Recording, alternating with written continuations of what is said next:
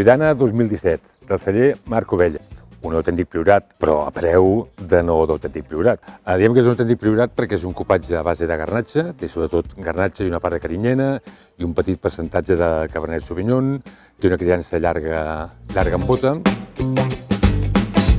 Aquest és un priorat com va fer molts dels priorats. Són vins intensos i madurs, però sense arribar als excessos. Tingueu en compte que ja ens han arribat a fer priorats de més de 15 graus i aquest està sobre els 14 i poc, té intensitat, té color, té maduresa, però alhora té frescor, fuig els excessos als que s'havia arribat abans. Per tant, és priorat amb nervi i a preu raonable. Salut i a disfrutar-lo.